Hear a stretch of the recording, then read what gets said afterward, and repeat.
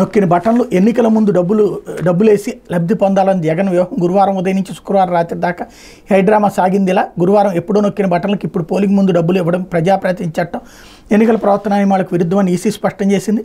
EC ఆదేశాలను శుక్రవారం వరకు నిలిపేస్తూ హైకోర్టు ఆదేశాలు ఇచ్చింది. 11, 12, 13 తేదీల్లో మాత్రం లబ్ధిదారుల ఖాతాల్లో వేయొద్దని ఆదేశించింది. హైకోర్టు ఉత్తర్వులతో వచ్చిన వెసులుబాటు నేపథ్యంలో బటన్ నొక్కుడు డబ్బులు వేసేందుకు అనుమతించాలని ఈసీకి జవహర్ రెడ్డి లేఖ. ఇప్పుడే డబ్బులు ఎందుకు వేయాలనుకుంటున్నారు? జనవరి నుంచి మార్చి మధ్య మీ ఆర్థిక పరిస్థితి సహకరించలేదా? వివరాలు చెప్పండి అని ఈసీ ఆదేశం.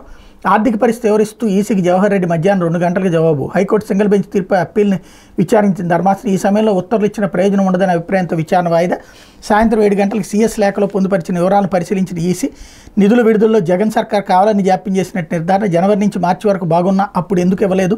గతంలో ఎప్పుడు మే నెలలో డీబీటీ నిధులు ఇచ్చిన దాఖలాలు లేవు కదా, ఇప్పుడు మాత్రం అత్యవసరం ఏమైంది? పోలింగ్ ముగిశాకే డబ్బులు వేసుకోవచ్చని ఈసీ స్పష్టీకరణ. ఒక్కసారి గుర్తుకు తెచ్చుకుంటే లాస్ట్ ఎలక్షన్స్ అప్పుడు ఇచ్చింది ఎప్పుడు పసుపు కుంకుమ డబ్బులు కానీ అన్నదాత డబ్బులు కానీ కరెక్ట్గా ఏదైతే సంక్షేమ పథకాలకి అదే మన రుణమాఫీ డబ్బులు కూడా కరెక్ట్గా వేసింది ఎలక్షన్స్ ముందే.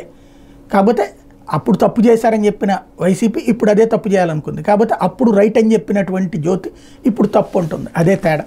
కాకపోతే వెంకన్నని వాడుకున్నారంటూ ఇవాళ చిట్ట చివరి విషయాల్ని నింపేటటువంటి కార్యక్రమం నడుస్తుంది. అట్లాగే